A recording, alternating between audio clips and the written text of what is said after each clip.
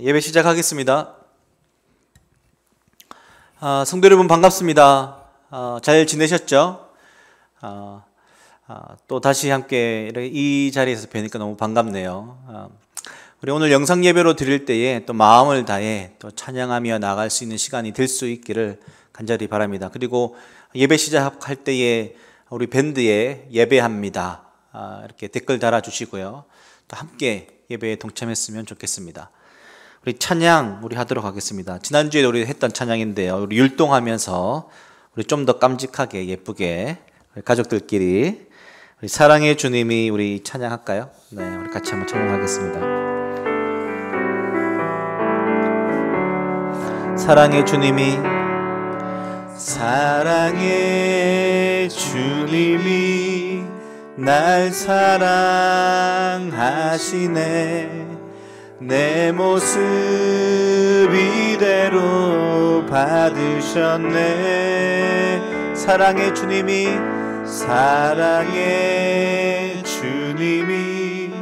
날 사랑하듯이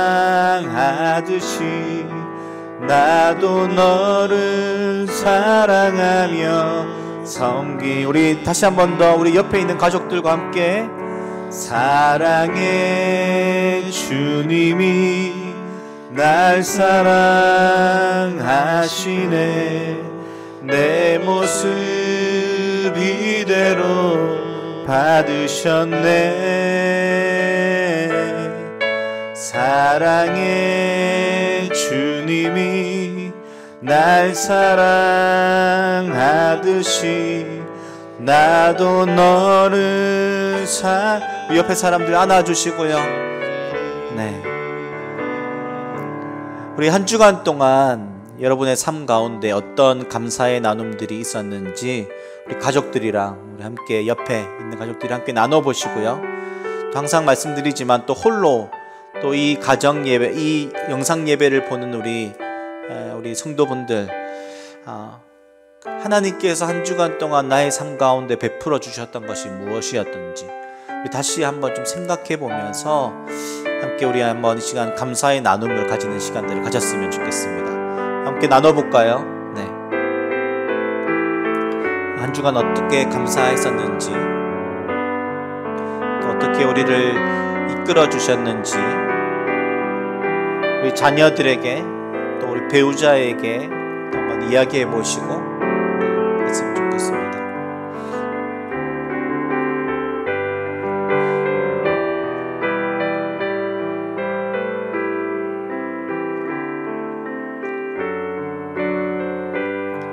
이제 다 나누어 보셨죠? 네. 이제 그 마음을 가지고 우리 다 마음을 모아서 우리의 신앙 고백을 드리도록 하겠습니다. 나는 전능하신 아버지 하나님 천지의 창조주를 믿습니다. 나는 그의 유일하신 아들 우리 주 예수 그리스도를 믿습니다. 그는 성령으로 잉태되어 동정녀 마리아에게서 나시고 본디오 빌라도에게 고난을 받아 십자가에 못 박혀 죽으시고 장사된 지 사흘 만에 죽은 자 가운데서 다시 살아나셨으며 하늘에 오르시어 전능하신 아버지 하나님 우편에 앉아 계시다가 거기로부터 살아있는 자와 죽은 자를 심판하러 오십니다. 나는 성령을 믿으며 거룩한 공교회와 성도의 교제와 죄를 용서받는 것과 몸의 부활과 영생을 믿습니다. 아멘. 한번 이 시간 우리 마음을 모아 우리 함께 찬양하도록 하겠습니다.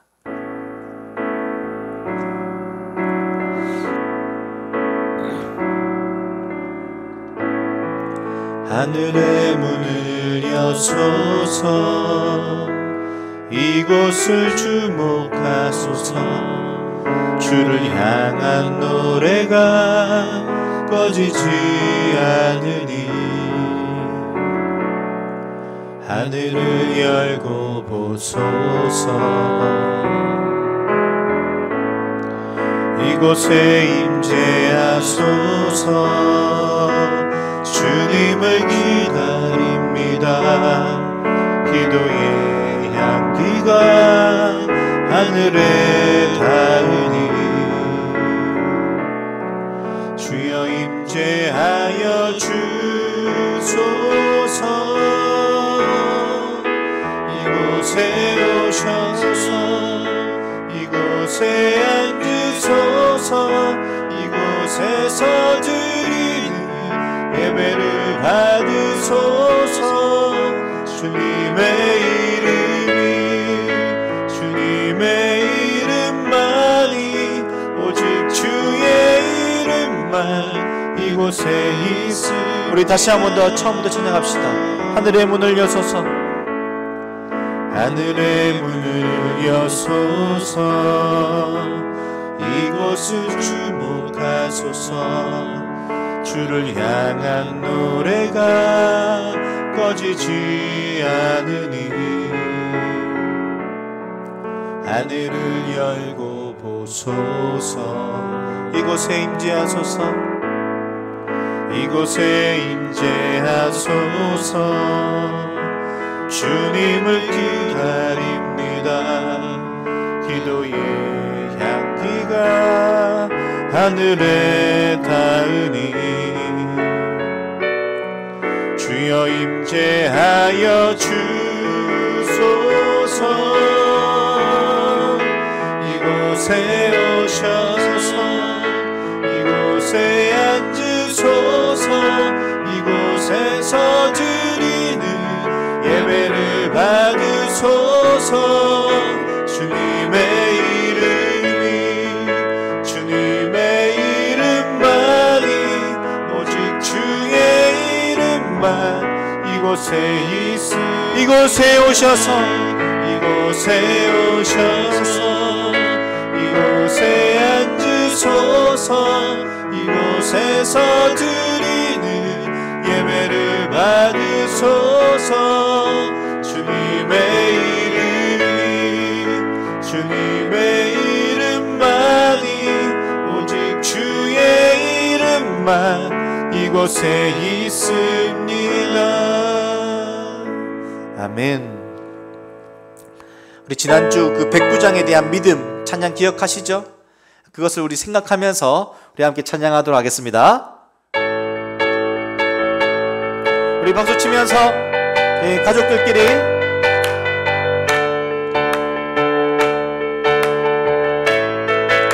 믿음 따라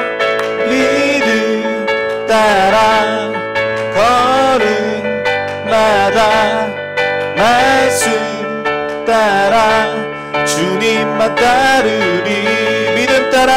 믿음 따라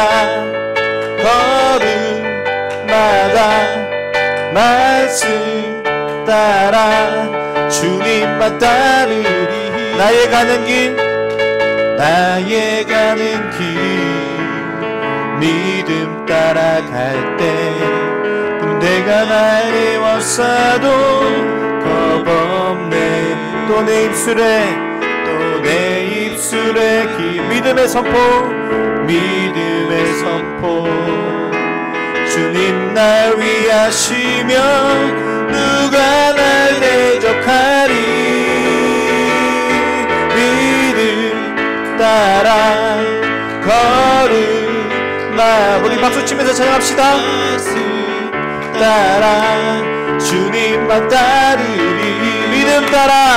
믿음 따라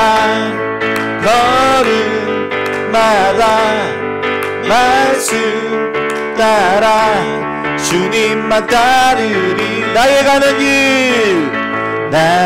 가는 길 믿음 따라갈 때 군대가 나에 왔어도 겁없네. 또 내 입술에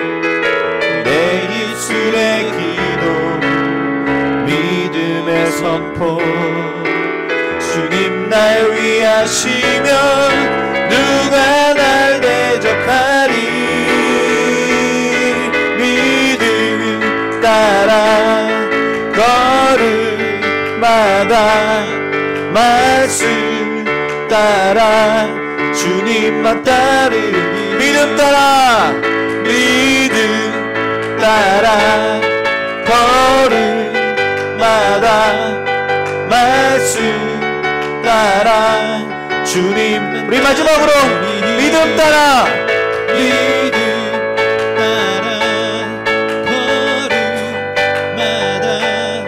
말씀 따라 주님만 따르리. 하늘 위에 주님 밖에 내가 사모할 자 이 세상에 없네. 내 맘과 힘을 믿을 수 없네. 오직 한 가지 그 진리. 다시 한 번 더요. 하늘 위에 주님밖에. 하늘 위에 주님밖에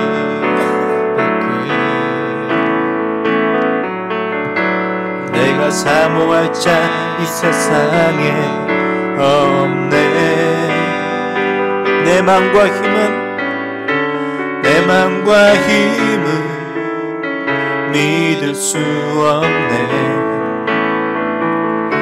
오직 한 가지 그 진리를 믿네. 주는 나의 힘이요, 주는 나의 힘이요, 주는 나의 힘이요. 영원히 주를 의지하네. 주는 나의 힘이요, 주는 나의 힘이요, 주는 나의 힘이요. 영원히 주를 의지하리. 영원히. 다시 처음부터 찬양합시다. 하늘 위에 주님밖에. 하늘 위에 주님밖에. 아멘. 내가 사모할 자 이 세상에 없네.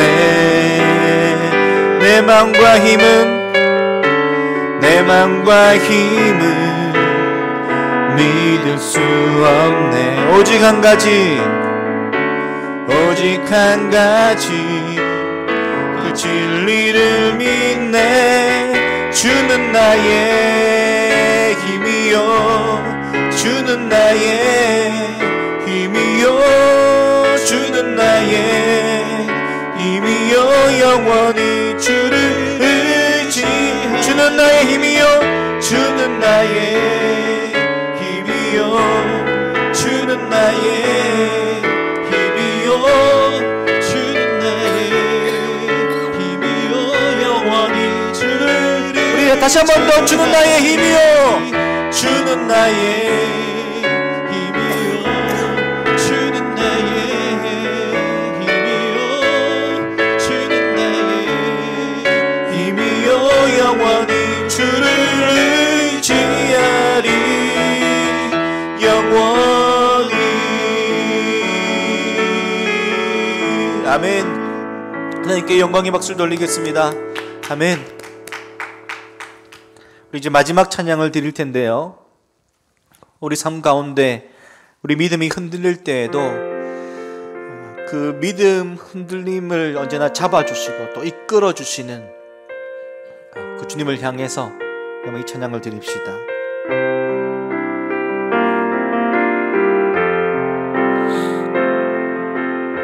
우리 마음을 다해서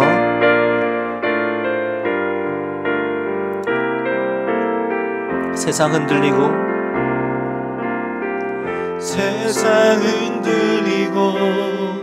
사람들은 변하여도 나는 주를 섬기리. 주님의 사랑은 영원히 변하지 않네. 나는 주를. 우리 다시 한번 고백합시다. 세상 흔들리고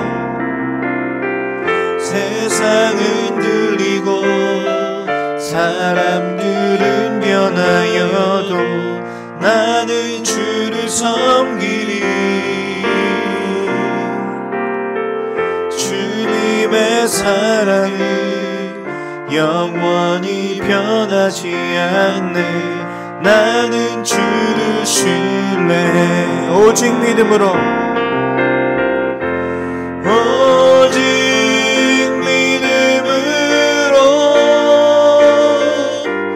믿음으로 내가 살리라. 오직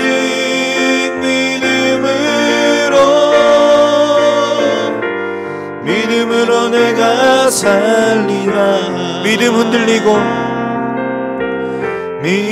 흔들리고 사람들 주를 떠나도 나는 주를 섬기리. 주님의 나라는 영원히 쇠하지 않네. 나는 주를 우리 다시 한번 고백합시다. 믿음 흔들리고 사람들 주를 떠나도 나는 주를 섬기리. 주님의 나라는 영원히 쇠하지 않네. 나는 주를 신뢰해. 오직 믿음으로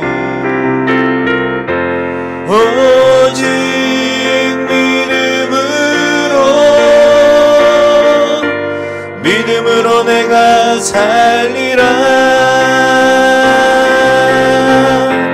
오직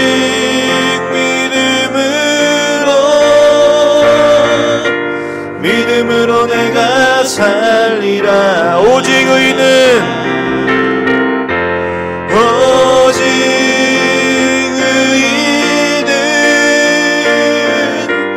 믿음으로 말미암아 살리라. 오직 의인은 믿음으로 말미암아 살리라. 아멘. 우리 한번 이 시간에는요 함께 좀 기도했으면 좋겠는데요. 우리 오늘은 세 가지의 기도 제목입니다. 여전히 코로나19로 인해서 이제 한국 땅은 이제 많은 부분들이 조금씩 나아지고 있지만 전 세계적으로는 여전히 더 많은 확진자와 사망자들이 있습니다. 여러분, 이 코로나19를 위한 기도, 그리고 우리들의 삶 가운데 끼쳐진 이 영향력들, 이걸 위해서 계속 기도해야 됩니다. 이걸 위해서 기도해 주시고요. 또 이제는 바뀐 환경으로 온라인 계약을 하고 있고, 그래서 이제 부모님들이, 특별히 어머니들이 집에서 참 많은 부분들을 감당하고 있는데요. 이것을 위해서도 기도해 주시고, 또한 이 코로나19가 이제 한국 땅에서 진정되어지고 이제 나아졌을 때에 변화되어진 삶과 사회에 이 교회가 또 어떻게 대처하고 또 교회가 어떻게 준비해야 될지 한국 교회를 위해서도 우리 한번 이 시간 기도해 주시기를 바랍니다. 우리 한번 이 시간에 이 세 가지 기도 제목을 가지고 같이 한번 좀 기도했으면 좋겠습니다. 기도하겠습니다. 하나님, 이 시간 간구하며 기도합니다. 전 세계적으로 너무나 많은 이들이 이 코로나19로 인하여 고통 가운데 있습니다. 하나님, 아직도 여전히 많은 곳에 확진자와 사망자들이 이어져 가고 있습니다. 하나님, 우리를 불쌍히 여겨주십시오. 그리고 주님, 이제는 그 모든 것들이 주님 더 이상 일어나지 않고 하나님 또한 치료되어지고 회복되어지는 주님 그런 은혜가 있게 하여 주십시오. 백신이 만들어지게 하여 주시고 치료제가 만들어지게 하여 주시고, 또한 전 세계가 이것으로 인하여 많은 이들이 고통 가운데 있는데 아버지 온전케 되어질 수 있는 은혜가 있기를 소원합니다. 하나님, 특별히 주님 온라인 계약으로 인하여 많은 우리 자녀들 뿐만이 아니라 또한 그것을 집에서 감당해내야 되는 우리 많은 부모님들이 주님 이 일들을 또한 잘 감당할 수 있게 하여 주시고, 또한 바뀐 환경으로 인하여 그들의 삶 가운데 많은 부분들이 어렵고 힘든 부분들이 있다면 또한 주님 지혜를 주시고 또 감당할 힘 주시고 감당해 나갈 수 있도록 좀 선하게 인도하여 주십시오. 특별히 주님 한국교회를 위해 기도합니다. 코로나19 이후에 우리들의 교회와 우리의 예배 많은 부분들이 변화가 있을 것인데 아버지 그것을 또한 잘 대처해 나가고 또한 한국 사회에 또한 온전히 선한 영향력을 끼치는 한국교회가 될 수 있도록 하나님 인도하여 주시옵소서. 감사합니다.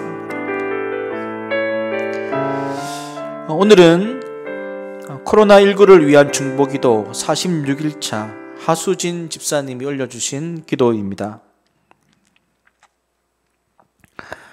우리를 사랑하시는 하나님, 우리에게 또 하루를 허락하심을 감사합니다. 우리가 통제할 수 없는 그 어떤 상황 가운데서도 하나님의 사랑을 기억하며 온전히 감사하며 타인을 사랑하며 하나님과 동행하고자 하는 믿음을 허락하시기를 기도합니다. 이 힘든 시간을 믿음의 성도들이 함께 기도함으로 이겨내게 하여 주시옵소서. 이 시간이 하나님 안에 연단되는 시간들이 됨을 믿고 교회가 하나 되게 하시고 성도들 각자의 믿음이 단단해질 수 있는 시간이 되길 기도합니다. 전염병으로 전 세계가 고통받고 두려움 가운데 있습니다. 이 어두움 가운데 그리스도인들이 각자의 자리에서 빛이 되게 하여 하셔서 주변인들에게 위로가 되게 하여 주시옵소서. 그리고 그것이 전도의 씨앗이 되게 하시기를 기도합니다.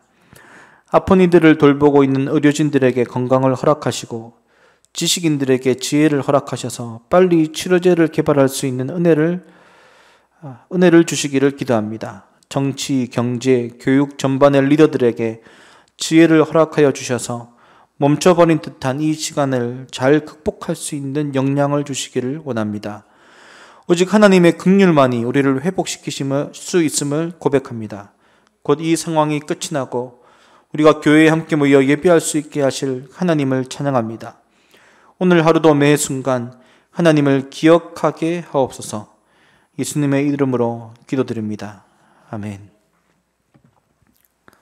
오늘 말씀은 요한복음 8장 1절부터 11절까지 말씀입니다.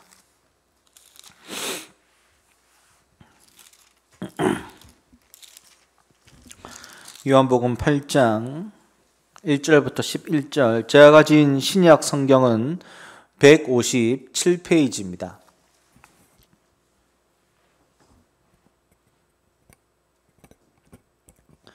(8장) 1절부터 11절까지 말씀을 읽도록 하겠습니다. 제가 읽겠습니다. 예수는 감람산으로 가시니라. 아침에 다시 성전으로 들어오시니 백성이 다 나오는지라 앉으사 그들을 가르치시더니 서기관들과 바리새인들이 음행 중에 잡힌 여자를 끌고 와서 가운데 세우고 예수께 말하되 선생이여, 이 여자가 간음하다가 현장에서 잡혔나이다. 모세는 율법에 이러한 여자를 돌로 치라 명하였거니와 선생은 어떻게 말하겠나이까? 그들이 이렇게 말함은 고발할 조건을 얻고자 하여 예수를 시험함이러라. 예수께서 몸을 굽히사 손가락으로 땅에 쓰시니 그들이 묻기를 마지 아니하는지라. 이에 일어나 이르시되 너희 중에 죄 없는 자가 먼저 돌로 치라 하시고 다시 몸을 굽혀 손가락으로 땅에 쓰시니 그들이 이 말씀을 듣고 양심의 가책을 느껴 어른으로 시작하여 젊은이까지 하나씩 나가고 오직 예수와 그 가운데 섰는 여자만 남았더라. 예수께서 일어나서 여자 외에 아무도 없는 것을 보시고 이르시되 여자여, 너를 고발하던 그들이 어디 있느냐? 너를 정죄한 자가 없느냐? 대답하되 주여, 없나이다. 예수께서 이르시되 나도 너를 정죄하지 아니하노니 가서 다시는 죄를 범하지 말라 하시니라. 아멘. 오늘 간음한 여인이라는 제목으로 목사님 말씀 증거해 주시겠습니다.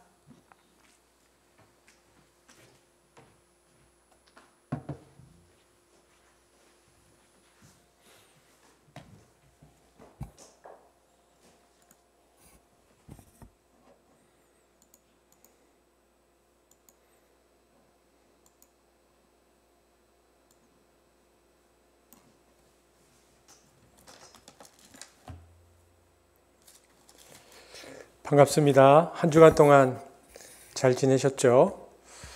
봄인데 이번 한 주간 동안은 바람이 꽤 많이 불었던 또 시간입니다. 그럼에도 불구하고 봄이죠. 우리 삶 가운데 또 크고 작은 바람들이 불 수 있지만 또 하나님의 그 따스한 만지심이 우리 삶 속에 있기를 바라는 마음들이 있습니다. 우리가 계속해서 예수님을 만난 사람들을 보고 있는데요. 오늘은 가늠한 여인에 관한 말씀을 나누고자 합니다. 기도하겠습니다. 사랑해 주님 감사합니다. 주께서 이스라엘 백성들에게 말씀하실 때에 그들이 그 말씀을 듣기 위하여 집중하며 또 그 말씀 앞에 반응했던 것처럼 오늘 한 숲의 사랑하는 지체들이 주의 말씀 앞에 모였습니다. 말씀하실 때에 우리의 영혼이 반응하게 하시며 우리의 삶의 변화가 있도록 또한 예수를 만난 자들의 삶의 변화가 우리 가운데 있도록 은혜 베풀어 주옵소서. 감사를 드리며 예수님 이름으로 기도합니다. 아멘. 우리가 잘 알고 있는 본문입니다. 오늘 본문 2절에 보면 예수님께서 성전에서 사람들을 가르치고 계셨습니다. 그런데 갑자기 율법학자들과 바리새파 사람들이 씩씩거리면서 들이닥쳤습니다.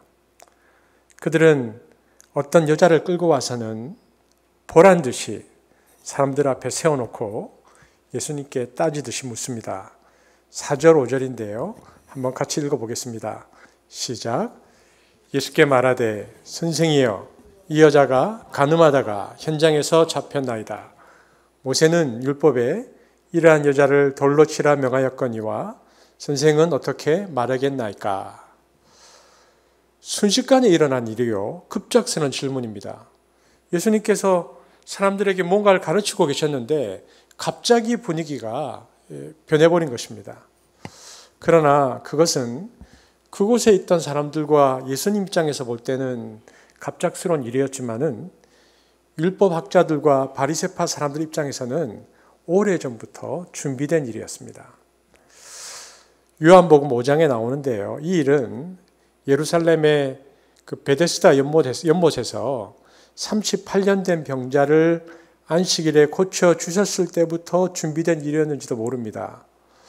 예수님께서 38년 된 병자를 안식일에 고쳐 주셨을 때 유대인들이 왜 하필 안식일에 사람을 고쳐 주느냐라고 예수님께 질문했을 때 예수님은 요한복음 5장 17절에서 내 아버지께서 이제까지 일하고 계시니 나도 일한다 말씀하셨고요. 이미 그때 유대인들은 예수님의 그 발언이 신성모독이라고 여겨서 예수님을 죽이려고 생각했습니다. 요한복음 5장 18절이죠. 한번 같이 읽어보겠습니다. 시작. 유대인들이 이로 말미암아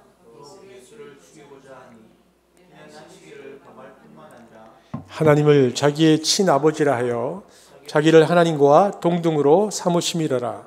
더 나아가서 예수님께서는 성경이 당신 자신에 대하여 증거하고 있다고 말씀하셨고요.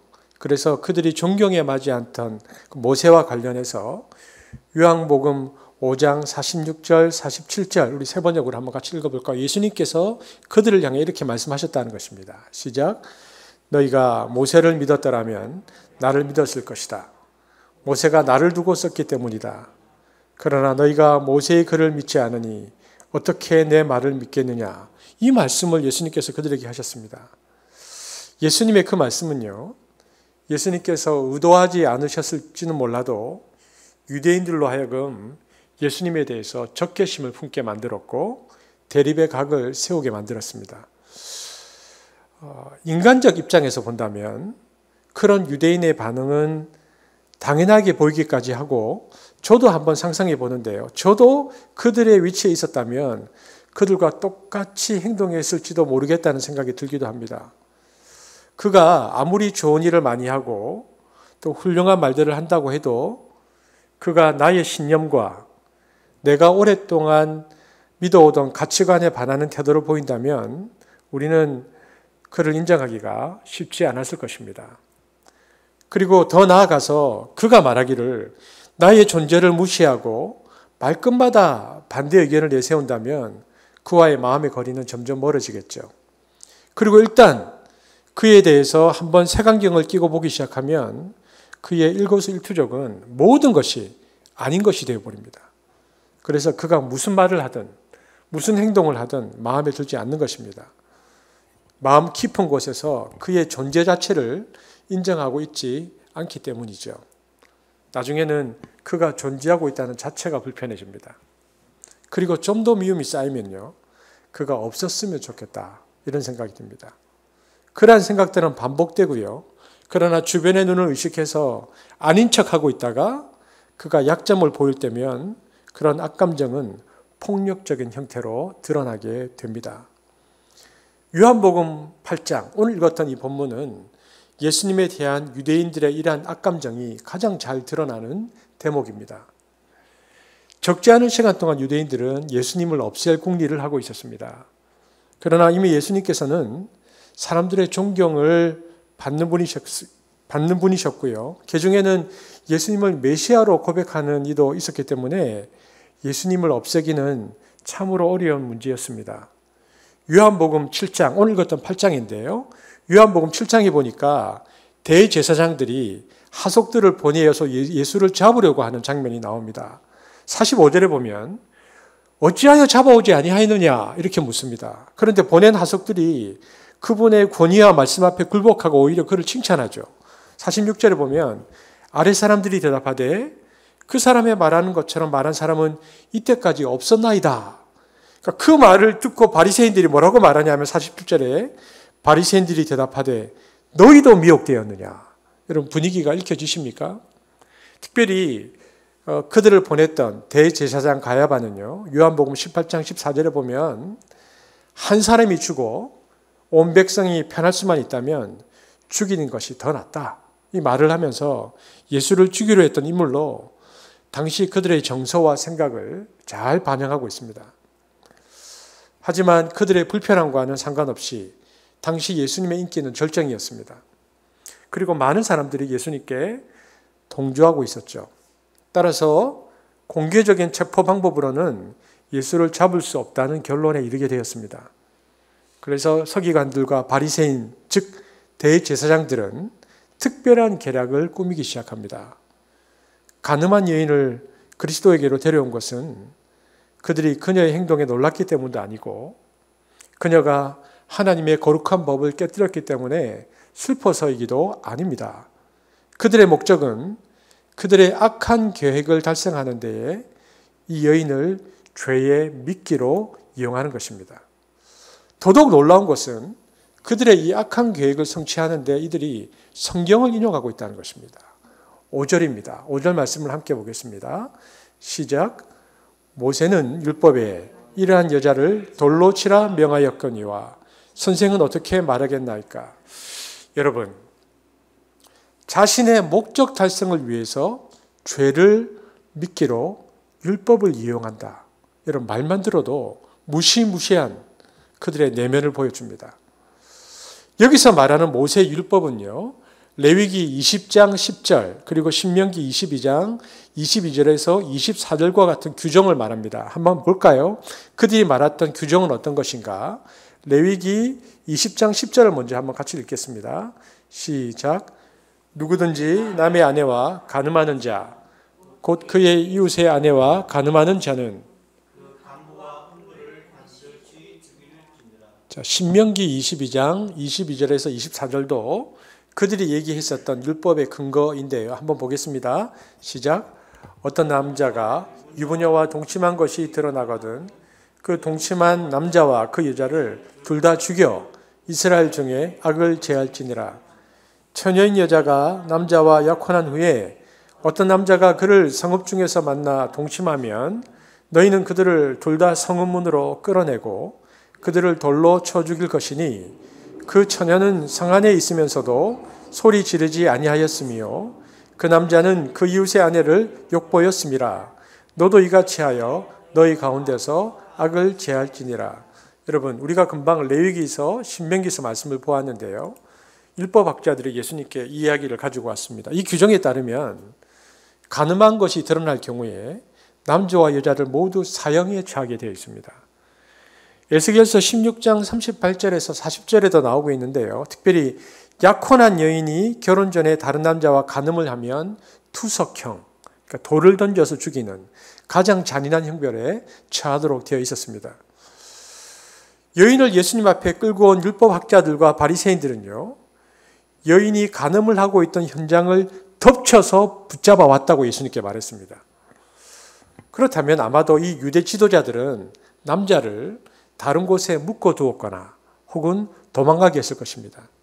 왜냐하면 예수님을 넘어뜨리려고 하면 여인 혼자 있는 것이 좋기 때문입니다. 거의 벌거벗다시피 한 채 오들오들 떨고 있는 여인을 가리키면서 이 여자를 어떻게 할까요? 라고 묻는다면 그들이 노리는 효과가 가장 극대화될 것을 그들은 알고 있었습니다. 여러분, 우리가 이 지점에서 이 이야기를 잘 보아야 합니다. 지금 율법학자들과 바리새인들의 초점은요, 간음한 이 여인에게 있는 것이 아니라 예수님에게 있습니다. 이들은 이 여인이 살든 죽든 그것은 그들의 관심사가 아니었습니다. 그들은 이 질문으로서 예수님을 꼼짝달짝할 수 없도록 궁지에 몰아넣으려고 했던 것입니다. 만일 예수님께서 모세의 법대로 돌로 쳐 죽여라라고 말한다면 그들은 로마 정부에 예수님을 고발할 빌미를 얻을 수 있습니다. 왜냐하면 당시에 로마의 식민지인 유대인 땅에서 로마 정부의 허락 없이 누구를 처형한다는 것은 곧 반역죄에 해당하는 중대 과실이었습니다. 그러나 반대로 예수님께서 그 여자를 풀어주라고 말한다면 예수님은 모세의 율법을 위반한 셈이 됩니다. 그렇게 되면 그들은 유대민족을 선동해서 예수님을 제거할 구실을 얻게 되는 셈이 되는 것이죠. 그래서 6절에 요한은 이들의 내면을 정확하게 말하고 있습니다. 같이 한번 읽어볼까요? 6절입니다. 시작.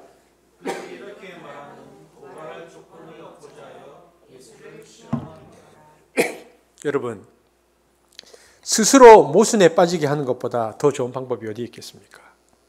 그야말로 주님께서는 진퇴양난의 함정에 빠지신 것 같은 형국입니다.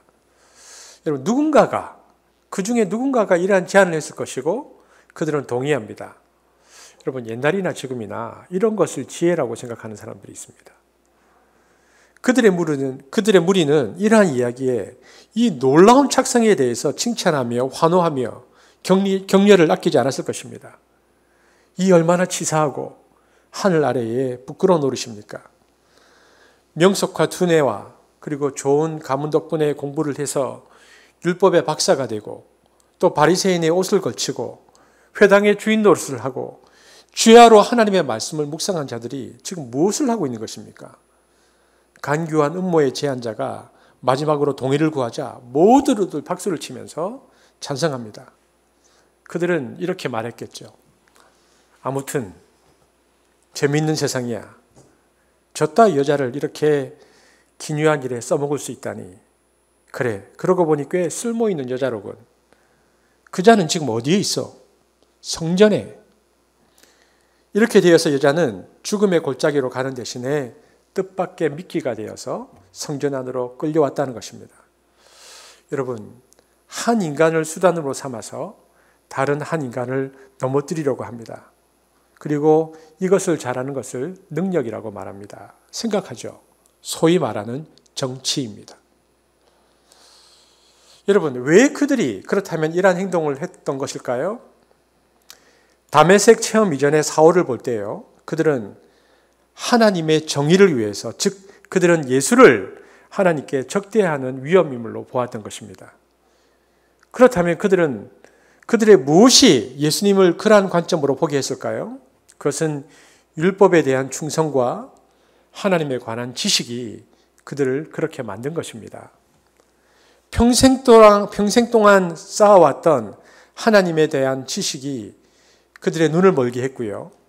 그래서 자기의 눈앞에 인간의 몸으로 살아계신 하나님을 알아보지 못하고 있는 이들의 우둔함을 봅니다. 게다가 이들은 이 지식을 악하게 사용하고 있다는 것입니다. 여러분, 본문의 율법학자들처럼 우리 주변에도 하나님의 말씀을 사람을 살리는 데 사용하지 않고 죽이는 데 사용하는 사람들이 있습니다. 자기가 예수를 잘 믿는다고 합니다. 신앙의 몇 대 손이라고 말합니다. 그러면서 밤낮으로 다니면서 말하는 것이 누구를 정죄하고 누구를 찌르고 누구를 죄인이라고 하고 누구를 폭로하고 다니는 것은 하나님의 자녀의 모습이 아니라 바리새인의 모습이죠. 율법은 남을 감시하기 위해서 있는 것이 아니라 내가 지키라고 나에게 주어진 것입니다. 신명기 4장 1절 한번 같이 읽어볼까요? 신명기 4장 1절입니다. 시작. 너 이스라엘은 들으라. 오늘 너희에게 가르쳐주는 규정과 법규를 너 이스라엘아 들으라. 내가 오늘 너희에게 가르쳐주는 규정과 법규를 듣고 지켜라. 하나님은 나에게 법규를 주신 것입니다. 남이 법규를 지키는지 어기는지 감시하는 마음가짐으로는 설사 법규를 지킨다 하더라도 그 자체가 이미 잘못된 것입니다. 여러분, 누가 들어야 할 말씀은 없습니다. 전부 나를 향한 말씀이라는 것을 우리는 알아야 합니다. 우리는 오늘 6절을 잘 보아야 하는데요. 여러분, 성경을 읽으실 때요, 절과 절 사이에는 아무것도 없잖아요. 그러나 절과 절사를 읽어내면 성경에서 굉장히 많은 것을 얻어낼 수 있습니다. 절과 절 사이에는 공간이 있습니다. 그리고요, 심지어는 한 절 안에도 공간이 있습니다. 우리가 그것을 특별히 오늘 같은 본문은 그것을 읽어내면 오늘 본문을 이해하는 데 굉장히 좋은데 6절이 이렇게 되어 있습니다. 6절을 그냥 제가 읽으면 그들이 이렇게 말하면 고발할 조건을 얻고자 하여 예수를 시험함이러라. 예수께서 몸을 굽히사 손가락으로 땅에 쓰시니. 그런데 이 본문을 공간을 보고 들어가면 달라집니다. 보십시오. 그들이 예수를 시험함이러라. 그리고는요, 우리가 그 현장으로 들어가 보면 침묵이 있습니다. 침묵이 흐릅니다. 우리가 이 침묵을 읽어내야 합니다. 시험함이러라. 그리고 침묵. 그리고 일정 시간이 지난 다음 예수께서 몸을 굽히사, 이것입니다. 여러분, 우리는 6절에서 예수님의 침묵을 봅니다. 예수님은 침묵하십니다. 그리고 주님께서는 조용히 몸을 굽혀 손가락으로 무언가를 땅에 쓰기 시작하셨습니다. 손가락으로 땅에 쓰시니. 그죠? 침묵 후에 몸을 굽혀서 손가락으로 땅에 쓰셨다. 여러분, 예수님 주위의 그 일반적인 군중들은 글을 읽을 줄 몰랐습니다. 당시 문해가 그랬는데요. 지금은 까막눈이 드물지만 예수님 당시만 해도 식자층이 아니면 글을 몰랐습니다. 그래서 요한복음 7장 15절에 보면 예수께서 성전에서 가르치시니 놀라면서 사람들이 이렇게 말합니다. 유대인들이 기이 여겨 가로되 이 사람은 배우지 아니하였거늘 어떻게 글을 아느냐 하니. 이 당시 사람들은 글을 몰랐다는 것입니다. 그래서 예수님께서 무언가를 쓴다는 것에 대해서 예수님께 뭔가를 쓰시잖아요. 그러면 사람들의 궁금증과 호기심이 더해졌습니다. 글을 모르는 사람들은 이게 도대체 뭔가 궁금했고요. 그리고 글을 읽을 줄 아는 율법학자들과 바리새인들에게는 어떤 메시지를 주려는 의도가 있었다는 것을 알 수 있습니다. 여러분, 예수님이 첫 번째 뭔가를 쓰셨는데 뭘 쓰셨을까요? 예수님이 무엇을 쓰셨는지에 대한 단서는 헬라 단어를 보면 짐작할 수 있습니다. 여러분, 글을 쓰다, 이 쓰다는 그리스어로 그라포라는 단어입니다. 6절, 8절에 그라포라는 단어를 써야 되는데 쓰다는 단어가, 근데 그 대신에 어떤 단어가 쓰였냐면 카타그라포라는 단어가 쓰였습니다. 그러니까 그라포 앞에 접두사 카타가 붙었는데요. 카타는 반대해서 혹은 대항해서라는 뜻입니다. 그러므로 카타그라포라는 뜻은 그 무엇인가를 반대해서 썼다라는 의미가 됩니다. 그러니까 예수님께서 땅에 무언가를 쓰셨다는 것은 가늠한 여인을 끌고 와서 예수님께 올가미를 씌우려는 유대 지도자들의 대항해서 반대해서 무언가를 쓰셨다는 뜻입니다. 그들이 뭐라고 말했든 간에 그들과 반대해서 뭔가를 쓰셨다는 것은 여러 가지 추측이 가능합니다. 그렇다면 쓴 것은요, 그들의 죄에 대한 것일 수도 있고요. 그들을 공격하는 무슨 말을 쓰셨을 수도 있습니다. 아니면 어떤 성경 구절을 쓰셨을 수도 있는데요. 예를 들면 출애굽기 23장 1절에 이런 구절들이 있는데 한번 같이 읽어볼까요? 시작. 너희는 근거 없는 말을 해서는 안 된다. 이런 것을 쓰셨을 수도 있겠죠. 왜냐하면 그들의 대항해서 쓰셨다면. 그래서 초대교회 교부들은 전통적으로 예수님께서 죄 목록을 썼다고 이해합니다. 그래서 10계명에 나와 있는 목록 중에서 간음하지 말라, 살인하지 말라, 도적질하지 말라, 그리고 거짓 증거하지 말라는 조항들을 나열했다라고 추측합니다. 여러분, 오늘 본문을 보십시오. 예수님께서 땅에 무언가를 쓰셨는데요. 몇 번 쓰셨습니까? 땅에 몇 번 쓰셨다고 되어 있습니까? 땅에 쓰신 것이 2번에 걸쳐 땅에 무언가를 쓰셨습니다. 보십시오. 6절에 예수께서 몸을 굽히사 손가락으로 땅에 쓰시니 6절이죠. 그리고 8절에 보니까 다시 몸을 굽혀 손가락으로 땅에 쓰시니, 그러니까 예수님께서는 2번 땅에 무언가를 쓰셨습니다. 그런데 6절에는 예수님이 유대인들을 대항해서 땅에다 쓰신 내용과, 그리고 7절에서는 너희 중에 먼저 죄 없는 자가 저 여자에게 돌을 던져라 하고 말씀하신 다음에 2번째 뭔가를 쓰셨는데요. 6절에 뭔가를 쓰신 것과 8절에 뭔가를 쓰신 것은 달랐다는 것을 알 수 있습니다. 그 내용들이. 처음에 쓰신 내용이 무엇인지는 정확하게 알지 모르지만 2번째 쓰신 내용은 유대 지도자들의 죄였다는 것을 우리는 짐작해 볼 수 있습니다. 왜냐하면 이 점은요, 유대 지도자들이 언제 떠나가기 시작했는가를 보면 알 수 있습니다.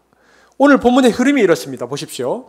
5절에서 그들이 예수님께 가늠한 여인을 어떻게 할 것인가를 물었고요. 6절에서 예수님께서 그들에게 뭔가를 대항해서 쓰셨고요. 7절에 그들이 계속 재촉을 하니까 예수님이 몸을 일으켜 그들에게 너희 가운데 죄 없는 자가 먼저 이 여자에게 돌을 던지라고 하신 말씀 다음에 8절에 다시 몸을 굽혀서 땅에 뭔가를 쓰시니까, 그러자 9절에서부터 그때부터 나이 든 사람부터 하나씩 떠나갔다는 것을 볼 수 있습니다. 도대체 예수님께서 뭘 쓰셨기에 처음 쓰셨을 때는 떠나가지 않던 사람들이 2번째 쓰시니까 이 유대 지도자들이 하나씩 떠나간 것일까? 아마 그들의 구체적인 죄가 아니었을까? 그것도 그 죄를 그냥 나열한 것이 아니라 가장 나이 많은 사람부터 시작해서 나이 순서대로 적었기 때문에 나이 많은 사람들로부터 하나씩 떠나갔던 것은 아닐까라고 짐작해 봅니다. 왜냐하면 여기 떠나갔다라는 그리스 동사가 엑세르콘토라는 이 단어인데요. 이것은 계속되는 행위를 나타내는 시제입니다. 그러니까 유대 지도자들이 지금 한꺼번에 떠난 것이 아니고요. 하나씩 떠나갔음을 표현하는 시제입니다. 이들이 갑자기 확 떠난 게 아닙니다. 뭔가를 쓰셨는데 나이 든 사람이 한 사람이 보고 떠났어요. 그 다음 나이 든 사람이 보고 떠났고, 그 다음 이게 나이 순서대로 하나씩 뭔가를 보고 떠났다라는 것입니다. 그러니까 예수님께서 2번째 쓰신 것은 유대 지도자들의 죄였는데 그 죄를 나이 순서대로부터 쓴 것이 아닐까라고 생각해 봅니다. 누가 자기의 죄가 밝혀지고 죄스러운 모습이 고스란히 드러나기를 원하겠습니까? 유대 지도자들은 빛이신 예수님 앞에 자신들의 어두운 모습이 여실히 드러나자 그대로 서 있을 수 없었던 것이죠. 하나둘씩 떠나가는 그들의 모습은 마치 빛을 피해 그늘로 숨어버리는 벌레 같아요. 여러분 이런 거 알죠? 장마철에도 그렇고요. 마당에 있는 널빤지 같은 거, 이걸 딱 걷어내면 그 밑에 있는 벌레들이 있다가 막 불이 나게 도망가는 것을 볼 수 있는데요. 예수님께서 그들에게 뭔가를 말씀하시자 그들이 벌레가 도망가듯이 막 흩어지는 모습을 봅니다. 예수님은 그래서 이 간음한 여인의 문제를 해결한 뒤에 오늘 8장 11절까지잖아요. 12절에 뭐라고 말씀하셨는가? 한번 같이 읽어보겠습니다. 12절입니다. 시작. 예수께서 또 말씀하여 이르시되 어둠에 다니지 아니하고 생명의 빛을 얻으리라. 여러분 아시겠습니까? 그들의 행위를 보고 예수님께서 그 다음에 나는 세상의 빛이다. 나를 따르는 자는 어둠에 다니지 아니하고 생명의 빛을 얻을 것이다. 그들은 어둠이었다는 것입니다. 그리고 빛이 들어오자 그들은 있을 수 없었죠. 예수께서 쓰신 것은 그래서 어둠 가운데 있던 그들의 실체였습니다. 여러분, 우리가 이런 생각을 해볼 수 있습니다. 왜 예수님은 구태여 땅에 무언가를 쓰시는 방법으로 유대 지도자들을 상대하셨을까? 다른 방법은 없었을까? 여러분, 공간복음에 보면요, 지금의 장면과 상당히 비슷한 장면이 하나 나옵니다. 유대 지도자들이 예수님을 잡으려고 안식일에 일부러 한쪽 손이 오그라든 사람을 예수님 앞에 세웁니다. 유대 지도자들은 예수님이 이 사람을 고쳐주기만 하면 현장범으로 체포하려고 했죠. 누가복음 6장에 나오는데요. 근데 예수님은 그들이 딱 그렇게 할 때 그들의 완고한 마음을 꾸짖으시고 그 사람의 손을 고쳐주셨습니다. 예수님은 지금도요, 손이 오그라든 사람의 경우처럼 그렇게 응답하실 수 있습니다. 왜냐하면 똑같은 상황에서 예수님은 그들을 꾸짖었기 때문에. 그래서 가늠한 여인을 이용해서 자신을 넘어뜨리려고 하는 사악한 유대 지도자들에게 노기를 띠시고 무자비한 그들의 마음을 꾸짖을 수도 있었습니다. 그런데 예수님은 그렇게 하지 않으셨죠. 대신에 몸을 굽혀 땅에다 무언가를 쓰시는 방법을 택하셨습니다. 왜 그러셨을까? 만일 예수님께서 노기를 띠고 유대 지도자들을 꾸짖었다면 여러분, 과연 이 가늠한 여인이 살 수 있었을까요? 그렇게까지 하지 않았다 할지라도 만일 예수님이 너희 가운데 죄 없는 자가 먼저 저 여자에게 돌을 던져라 하신 다음에 그들을 바라보셨다면 과연 가늠한 여인이 살 수 있었을까요? 10중 8구 예수님의 말씀이 끝나자마자 그들은 기다렸다는 듯이 그 여인을 향해서 돌을 던졌을 것입니다. 그들은 지금 간음죄를 범한 여자를 보고 흥분해 있습니다. 그러나 흥분한 그들에게도 그들 나름대로의 죄가 있었던 것이죠. 그들 중에는 남의 것을 훔친 죄를 숨긴 사람도 있었을 것이고요. 근거 없는 중상모략을 퍼뜨리고 다니는 사람도, 또 자신을 위해서 다른 사람을 속이는 사람도, 억울하게 다른 사람에게 피눈물 나게 한 사람도 있었을 것입니다. 그러나 그들은 한순간에 자신들의 숨겨진 죄를 망각하고 다른 사람의 드러난 죄를 향해서 돌을 집어들고 지금 흥분하고 있는 상태입니다. 그런데 예수님께서 아무 말씀도 하지 않으신 채 허리를 굽혀 땅에 무언가를 쓰심으로 그들의 흥분과 소란스러움을 한순간에 압도해 버리시고요. 고요한 침묵의 시간을 마련해 버리십니다.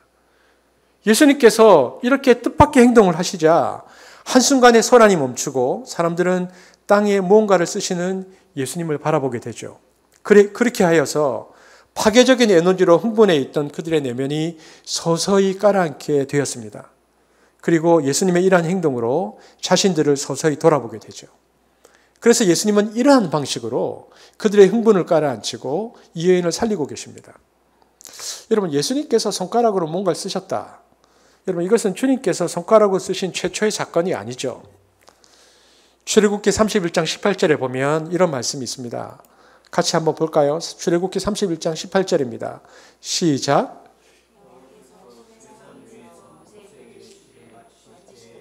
증거판 돌을 모세에게 주시니 이는 돌판이요 하나님이 친히 쓰신 것이라. 여러분, 주님께서는 이미 구약에 보면요, 손가락으로 뭔가를 친히 쓰신 적이 있습니다. 그러므로 주님께서 지금 무엇을 쓰셨는지는 알지 못하나 이런 뜻이었을 것임을 우리는 생각할 수 있습니다. 지금 이 율법을 출애굽기 31장에 보면 율법을 주님께서 친히 손가락으로 쓰셨다고 되어 있잖아요. 그러니까 예수님 이렇게 말씀하시는 것입니다. 너희가 나에게 지금 율법을 상기시키는구나. 그런데 그 율법을 쓴 것은 바로 내 손가락이다. 내가 내 손가락으로 그 율법을 썼는데 너희가 지금 나에게 그 율법을 가르치느냐. 나는 이 손가락으로 율법을 썼다. 예수님께서 말씀하고 계시는 것입니다. 저는 이 본문에서요, 우리 자신에 대한 하나님의 평가에 대한 심한 두려움과 겸손함을 가집니다. 우리를 만드신 분 앞에서 우리가 얼마나 자주 하나님을 재단합니까? 우리를 만드신 분 앞에서 나와 나를 둘러싼 모든 것에 대한 전문가인 듯 내가 얼마나 함부로 말을 합니까? 그 말하는 표현은 때로는 원망과 불평인데요. 그러나 다시 한번 생각해 보면 원망과 불평마저도 일종의 교만함이 될 수 있습니다. 내 생각대로 되지 않았다는 것입니다. 두려운 것이죠.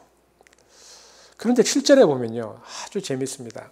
예수님께서 지금 그렇게 하고 계시는데 이들은 뭐라고 얘기합니까? 그들이 묻기를 마지 아니하는지라. 아니 서기관과 바리새인들이 예수님께서 말씀을 안 하시고 뭔가 쓰시니까요. 더욱 기세등등해서 주님을 닥달했습니다. 어떻게 하시겠습니까? 그러니까 주님의 침묵을 그들은 당황한 것으로 이해했습니다. 그들 눈에는 주님이 마땅한 대답이 없는 것처럼 보였죠. 이토록 영적으로 어둡다니. 너무 어두운 그들의 모습을 보여주고 있습니다. 그때 몸을 일으키신 주님은 그들에게 이렇게 말씀하시죠. 너희 중에 죄 없는 자가 먼저 돌로 치라. 너희 중에 죄 없는 자가 먼저 돌로 치라. 예수의 대답은 두터운 장벽을 뚫고 그 속에 잠들어 있는 양심을 깨울 수 있었던 놀랍고 부드러운 예리한 소리였습니다. 여러분, 단단한 얼음을 깨뜨리는 것은 망치가 아니고 바늘 끝입니다. 예수님께서는 이렇게 말씀하신 것이죠. 도대체 너희들은 어떻게 된 인간들이냐? 누가 누구를 돌로 치겠다는 것이냐? 너희 자신을 들여다보아라. 너희 중에 이 가늠한 여자보다 조금이라도 더 깨끗한 영혼이 있다는 말이냐? 예수님의 한마디는 한사코 밖으로만 향하던 저들의 눈을 안으로 돌려놓습니다. 안으로 돌려서 자신의 정체를 꿰뚫어 보게 하십니다. 그들이 예수님의 이 말씀 돌멩이에 맞아서 잠시 어리둥절하고 있을 때 이 짧은 말씀을 마치심과 동시에 주님께서는 또다시 몸을 굽혀 무언가를 땅에 쓰십니다. 8절이죠. 다시 몸을 굽혀 손가락으로 땅에 쓰시니. 이것이 전부였습니다. 주님께서는 더 이상 그 어떤 말씀도 첨가하지 않으셨습니다. 말이 없는 언어였죠. 그러나 이 언어는 당신께서 생각하고 있는 모든 것을 함축하고 있는 언어입니다. 침묵의 언어, 그리고 이어지는 고요함. 아무 말씀을 하지 않으셨는데 침묵의 언어를 쓰셨는데요. 상식적으로 이해할 수 없는 일이 벌어집니다. 가늠한 여인을 돌로 쳐 죽이겠다고 자신들의 기득권을 위협하는 예수님을 무너뜨릴 고속거리를 잡았다며 기세 좋게 폐지해왔던 무리들이 주님의 그 한 말씀에 어른에서부터 젊은이에 이르기까지 모두 양심의 가책을 느끼며 그 자리를 떠나버린 것입니다. 9절이 그것을 정확하게 얘기합니다. 그들이 떠난 이유이죠. 9절입니다. 함께 읽겠습니다. 시작. 그들이 이 말씀을 듣고 하나씩 나가고 오직 예수와 그 가운데 섰는 여자만 남았더라. 아니, 그 살기등등한 현장에서 어떻게 이런 일이 가능했을까? 해답은 간단합니다. 그들이 그 순간 주님의 말씀 앞에서 바로 자기 자신들의 실상을 발견했기 때문입니다. 그리고 양심의 가책을 받았다라고 요한이 말합니다. 그것은 무엇에 대한 양심의 가책을 받았을까요? 그들은 분명 이렇게 말했습니다. 가늠한 여인을 현장에서 붙잡아 왔다. 그렇다면 간음의 현장에는 반드시 남자가 있었을 것입니다. 남자 없이 홀로 간음하는 현장이란 있을 수 없습니다. 그렇다면 간음의 현장에서 응당 남자도 붙잡아 왔어야만 했습니다. 그런데도 왜 그들은 남자는 마다하고 여자 혼자만 끌고 왔습니까? 그 이유는 전혀 복잡하지 않습니다. 그들 역시 간음을 즐기던 자였습니다. 남성들에게 지나치게 관대한 유대 사회의 단면을 우리가 지금 보고 있습니다. 간음을 즐기는 남자는요, 다른 남자의 간음에도 관대합니다. 간음을 서로 그 남자의 특권쯤으로 생각하죠. 유대의 문화였습니다. 문제는 그런 남자일수록 여자의 정조와 정절을 더 따지고 더 중요하게 여긴다는 것입니다. 일종의 보상 심리와 같습니다. 자기 눈에 들보는 보지 못한 채 남 눈의 가시를 뽑아내겠다고 하는 것과 같은 마음입니다. 바로 이와 같은 마음의 소유자들이었기 때문에 그들은 간음의 현장에서 간음한 남자는 전혀 문제 삼지 않습니다. 그리고 자신들이 세상에서 가장 의로운 사람인 양 단지 간음한 여인만을 돌로 쳐 죽이기 위해 주님 앞으로 끌고 왔습니다. 그러나 예수님께서 침묵 이후에 너희 중에 죄 없는 자가 먼저 돌로 치라는 이 주님의 말씀을 딱 들었을 때 무엇인가 땅에 쓰신 주님의 글씨는 그들의 양심을 찔렀다라고 요한이 말합니다. 글씨와 예수님의 말은 그들에게 이러한 메시지를 전했습니다. 간음한 현장에서 이 여인을 붙잡아 왔다면 너희들은 왜 남자는 두고 왔느냐? 날마다 간음의 현장에 있던 남자가 바로 네가 아니냐? 내 욕정을 위해 대체 몇 명의 여자들을 망가뜨렸느냐? 어제도 그랬고 오늘도 해가 지면 간음의 현장을 찾아서 괴할 것이 바로 네가 아니냐? 그래, 간음한 여인을 돌로 쳐 죽이자. 그러나 정말 율법을 따른다면 돌을 던지기 전에 먼저 돌에 맞아 죽어야 할 자는 바로 너 자신인 것을 너는 아느냐? 그들은 그 이야기를 들었던 것입니다. 그들은 그들이 쳐 죽이려고 하던 간음한 여인의 모습에서 비로소 그 여인보다 훨씬 더 추악한 자신들의 실상을 발견한 것이죠. 그 자기 발견은 말할 수 없는 양심의 가책을 수반했습니다. 결국 그들은 간음한 여인을 빌미로 주님을 고소하러 왔다가 가슴을 쓸어안고 돌아가야만 했습니다. 그들이 돌아갔다. 여러분, 이 부분을 어떻게 읽으십니까? 저는 굉장히 안타깝습니다. 그들은 양심의 가책을 받았지만 그 이후에 그리스도의 발 아래 엎드리지 않고 그리스도를 떠나버립니다. 저는 이 대목이 너무나 아쉽습니다. 만약 그들이 양심의 가책을 받고 죄를 회개하고 예수님을 따랐다라고 마무리되었다면 얼마나 좋았을까요? 성경을 읽을 때 아주 제가 굉장히 안타깝게 보는 한 부분이 있는데요. 그것은 바로 예수님을 찾아봤던 부자 청년 이야기입니다. 마태복음에 보면 그는 너무나 진지하게 영적인 세계 안으로 들어와서 자신의 삶과 존재에 대해서 예수님의 말씀 앞에 고민했고 예수님과 대화했지만 성경은 그 끝모습을 우리에게 전해주고 있는데요. 마태복음 19장 22절에 보면 근심하며 가니라. 더 쉽게 얘기하면 고민하며 돌아섰더라. 진지하게 질문했고 답을 얻었지만 그 말 앞에서 고민하고 돌아서 버렸다는 것입니다. 너무나 안타까운 장면입니다. 그렇다면 여러분, 우리는 말씀 앞에서 어떤 반응을 보이고 있습니까? 우리가 어떤 말씀을 들을 때요, 말씀을 읽을 때 때때로 말씀이 우리에게 좀 부대낄 때가 있습니다. 분명히 있어요. 그리고 어떨 때는 말씀이 우리를 좀 불편하기도 해요. 하지만 사랑하는 성도 여러분, 하나님이 어떤 형태로든 우리를 부르셔서 말씀을 듣게 하시고 양심의 가책을 느껴 우리를 불편하게 하시거든 뒤로 도망가지 말고 그 자리에 엎드려 회개하고 순종하고 끝까지 주를 따르는 축복이 있기를 바랍니다. 그것이 우리가 마땅히 해야 할 자세입니다. 오늘 본문 9절에 보면요, 이 끌려온 여인을 가리켜서 어떤 여자라고 말합니까? 9절에 보면 가운데 서 있는 여자라고 말합니다.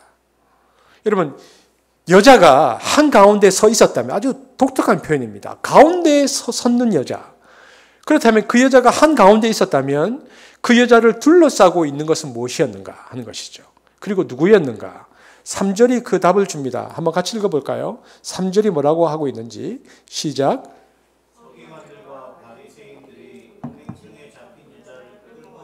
가운데 세우고. 그러니까 그 여인을 둘러싸고 눈으로 보이기에 그 여인을 둘러싸고 있는 무리들은 서기관과 바리새인들이었습니다. 그 여인을 간음한다 해서 돌로 쳐 죽이기 위함이었죠. 그러나 실상, 그것은 눈에 보일 뿐이고요. 실상을 들여다보면 그 여인을 둘러싸고 있는 것은 바리새인 혹은 서기관이 아니라 실상은 그녀의 삶을 위협하는 무서운 죽음의 위협과 공포였습니다. 그 여인은 단순히 둘러싸고 있는 사람 한가운데 있는 게 아니고 죽음의 절망 가운데 서 있는 것입니다. 그러니까 그녀를 둘러싸고 있는 것은 죽음입니다. 그리고 죽음의 절망이죠. 여러분, 세상에 태어날 때부터 몸을 팔려고 태어나는 여자가 어디에 있습니까? 양갓집 규수라면 왜 몸을 팔겠습니까? 학직을 갖춘 지성인이라면 무엇 때문에 장녀가 되겠습니까?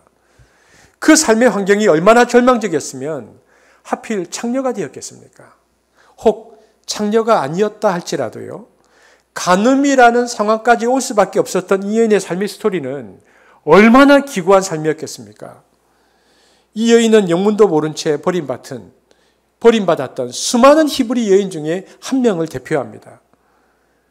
그토록 절망적인 삶을 살던 그 여인이 지금 절망적인 죽음의 한복판에 있다. 성경이 우리에게 그렇게 말해주고 있습니다. 이 세상의 그 누구도 그 무엇도 지금 그녀의 구원이 되어주지 못하고 있습니다. 그녀에게 왜 그를 낳아준 부모가 없었겠습니까? 어찌 형제나 친척이 없었겠습니까? 어릴 적 친구들이 없을 리가 있겠습니까? 그녀를 탐하며 돈으로 그녀의 몸을 샀던 남자들은 또 얼마나 많았겠습니까? 그녀를 창녀로 끌어들이는 포주도 분명히 있었을 것입니다. 그러나 그들 중 아무도 죽음의 절망 가운데 던져진 그 여인의 구원에 되지 못하고 있다. 성경이 말해줍니다. 그런데 바로 그 순간 기적 같은 일이 벌어지고 있습니다. 그녀를 겹겹이 둘러싸고 있던 절망의 커플들이 예수님의 말씀으로 한 커플 한 커플 차례로 벗겨지기 시작하더니 마침내 완전히 소멸되어 버리고 말았다는 것입니다. 죽음의 한복판에 있었는데 예수님의 말씀으로 죽음의 절망 속에 있었던 그 버려진 여인에게 이 죽음의 어둠들이 하나씩 벗어나고 있다. 놀라운 경이로운 일들이 이 여인의 주위에 일어나고 있다고 말하고 있습니다.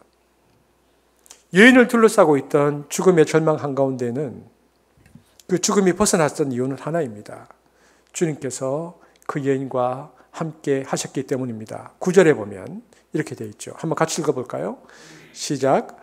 오직 예수와 그 가운데 섰는 여자만 남았더라.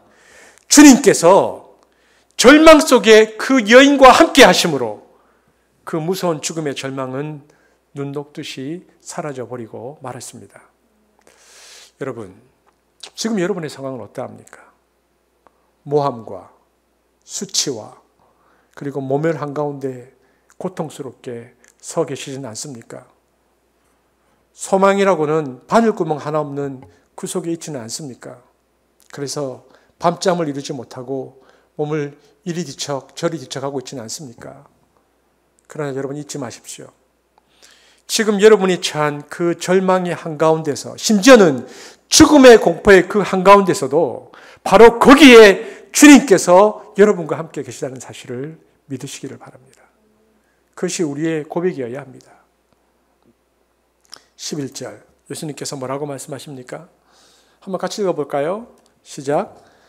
나도 너를 정죄하지 아니하노니. 여러분, 우리가 이 말씀의 의미를 잘 이해해야 됩니다. 예수님께서 하시고자 하는 말씀은요, 어차피 다 죄인들인데 따질 게 뭐 있냐? 좋은 게 아니냐? 그냥 덮어두고 살자. 여러분, 이런 말 아닙니다. 예수님은 죄를 덮어두려거나 모른 체 하려고 하신 것이 아닙니다. 예수님은 죄를 가볍게 여기시는 분이 아니십니다. 아니, 그분은 죄의 문제에 대해서 그분의 전 생애를 바쳐서 헌신하는 분이십니다. 다만 죄인이 다시 일어나서 새 삶을 살아갈 수 있도록 자비와 사랑을 베푸실 뿐입니다. 여러분, 그녀에게 주님이 하신 말씀을 다시 주목해 보십시오. 뭐라고 하셨는지 보십시오. 가서 다시는 범죄하지 말라. 그러면 내가 너를 정죄하지 않겠다. 이렇게 되어 있습니까? 만약에 그렇다면, 가서 다시는 범죄하지 말라. 그러면 내가 너를 정죄하지 않겠다라고 되어 있다면, 만약 그렇게 되어 있다면 지금 그녀에게는 이 이야기가 복음의 종소리이기보다는 오히려 죽음의 선언과 같은 소리입니다. 그러나 주님은 뭐라고 말씀하셨습니까? 나도 너를 정죄하지 않겠다라고 분명히 먼저 말씀하십니다. 11절 다시 한번 읽어볼까요? 예수님께서 뭐라고 말씀하셨는지 시작. 주여 없나이다. 예수께서 이르시되 나도 너를 정죄하지 아니하노니 가서 다시는 죄를 범하지 말라 하시니라. 여러분, 나도 너를 정죄하지 않겠다가 먼저 나옵니다. 여러분, 그런데 이 말보다 더 큰 기적은 없습니다. 물을 포도주로 바꾸신 것, 죽어가는 소년을 한마디 말씀으로 고치신 것, 적은 양의 음식으로 수많은 사람을 배불리게 먹이신 것, 폭풍우 치는 바다를 걸어오신 것, 그러나 그 어느 것도 나도 너를 정죄하지 않겠다는 말씀보다 더 경이로울 수는 없습니다. 이것은 가장 큰 기적입니다. 우린 여기에서 복음의 핵심을 발견합니다. 여러분, 요한복음 8장은요, 어떤 본문이냐면 이 사건은 신구약 전체에서 예수 그리스도의 십자가의 구속 사건을 설명하고 있는 원형입니다. 여러분, 지금 이 여인이 누구라고 생각하십니까? 이 여인은 율법으로는 완전히 죽을 수밖에 없는 저와 여러분입니다. 이것이 크리스찬의 원래 모습이라는 것입니다. 율법으로는 완전히 죽을 수밖에 없는 우리의 모습을 이 여인이 대표하고 있는데 그 죽을 수밖에 없는 우리와 그리고 우리의 모습의 실존 앞에서 엄청난 선언이 선포됩니다. 나도 너를 정죄하지 않겠다. 엄청난 선언입니다. 그러므로 이 본문은 신구약 성경 전체에서 십자가의 구속 사건을 설명하고 있는 원형이라는 것을 알 수 있습니다. 여러분, 여인을 고발했던 이들이 모두 떠난 자리에 예수님과 그 여인만 있었을까요? 아닙니다.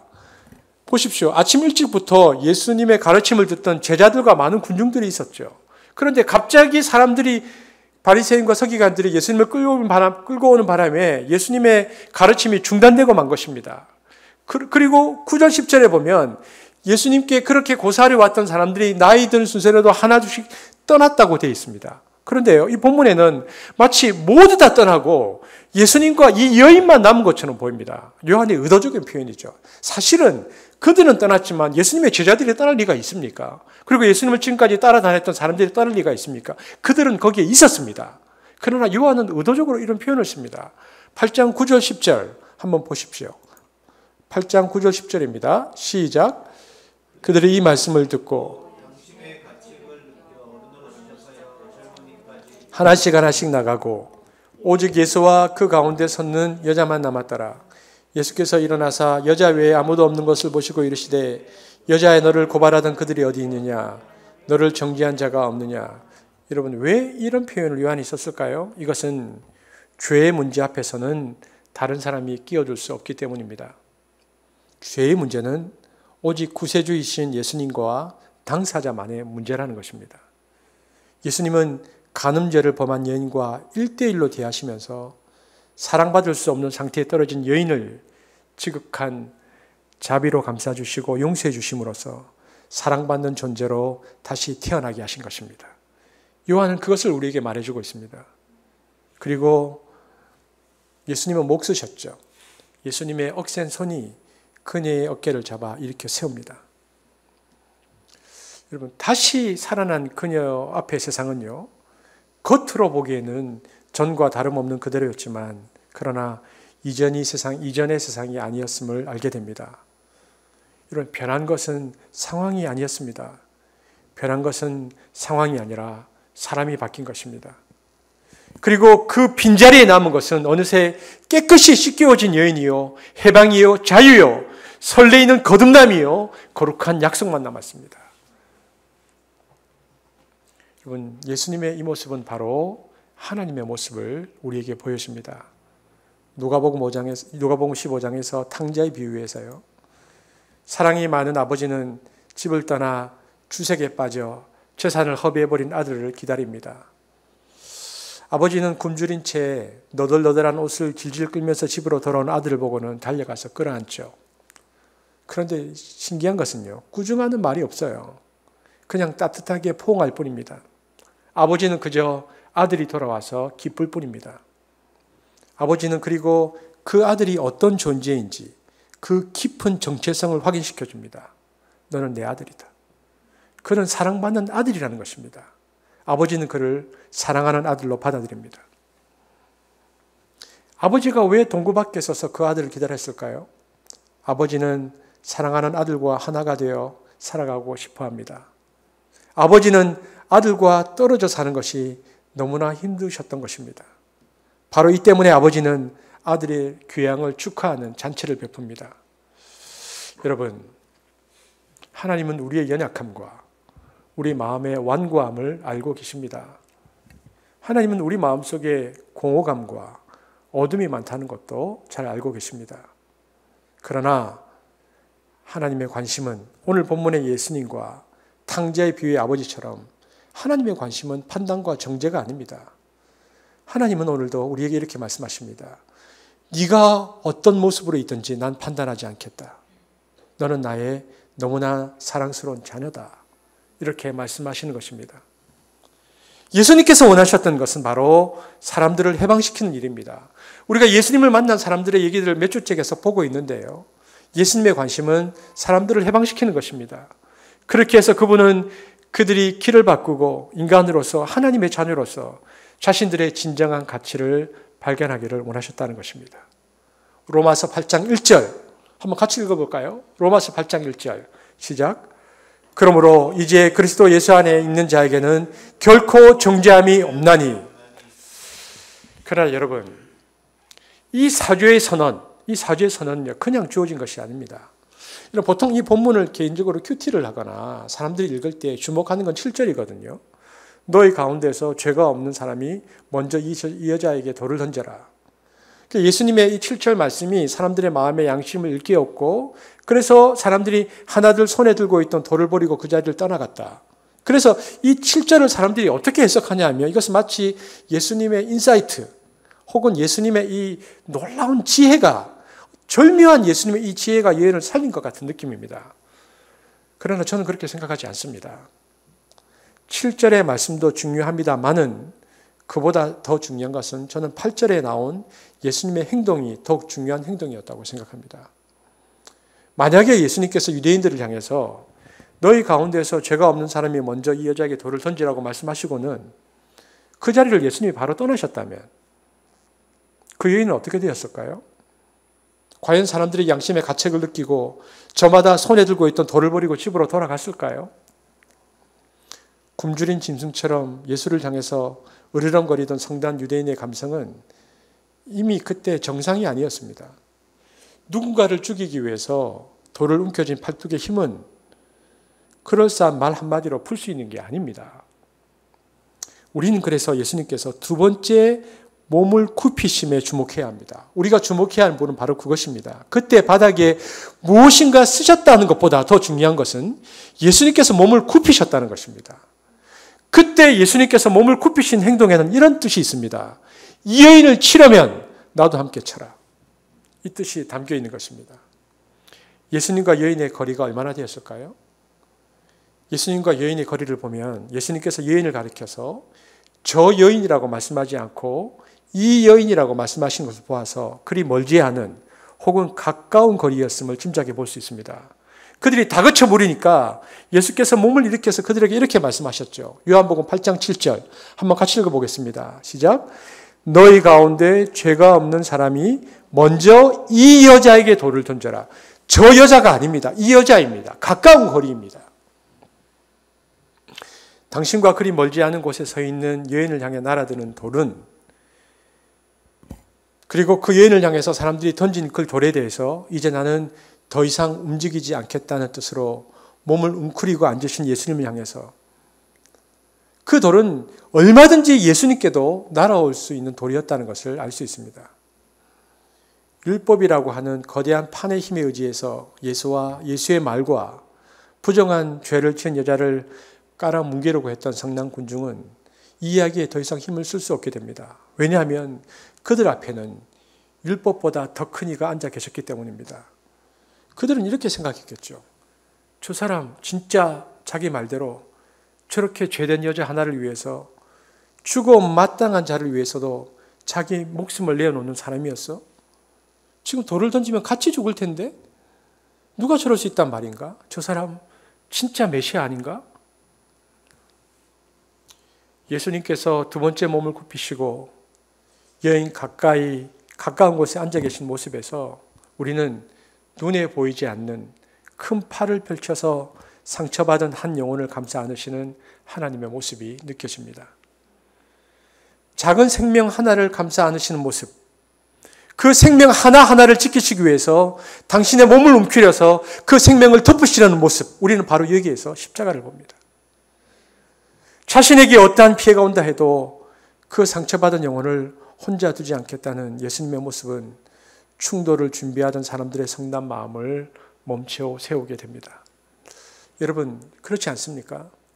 가치와 가치가 충돌하는 상황에서 한 생명을 살린다는 것은 그렇게 쉬운 일이 아닙니다. 그래서 예수님께서는 그 한 생명을 살리시기 위해서 당신 자신을 내어놓으셨습니다. 저는 오늘 본문을 묵상하면서 한 생명을 살리기 위해서 몸을 굽히신 예수님의 모습이 강하게 각인됩니다. 몸을 둥글게 굽혀서 그 품 안에 작은 생명 하나를 품으신 예수님, 상처받은 그 생명이 더 다치지 않도록 방패막이가 되신 예수님. 사람들은 이렇게 말하죠. 이건 이래서 잘못됐고 저건 저래서 잘못됐다. 그래서 이렇게 하자, 저렇게 하자. 몸을 꼿꼿이 세우고 사람들은 말을 잘합니다. 물론 그렇게 말하는데도 나름의 지혜와 용기가 필요합니다. 그리고 그런 제안들을 통해 어떤 성과를 얻을 때도 있습니다. 그러나 그것이 말로만 그칠 때 그것은 아니 말한만 못할 때가 많습니다. 그러나 예수님은 몸을 꼿꼿이 세우는 대신 몸을 굽히셨습니다. 묵묵하게 작은 일 하나에도 정성을 기울여 애쓰는 사람, 몸을 굽히는 그 사람들이 한두 명 늘어날 때에 그 공동체는 따뜻하고 건강한 공동체가 되는 것입니다. 예수님께서 공생의 생활 동안 많은 사람을 만나셨습니다. 우리가 지금 몇 주째 예수님을 만난 사람들을 보고 있습니다. 예수님이 어떤 사람을 만나셨습니까? 여러분 기억나십니까? 누구누구를 만나셨죠? 생각난 대로 한번 얘기해 보십시오. 몇 사람만, 누구를 만나셨습니까?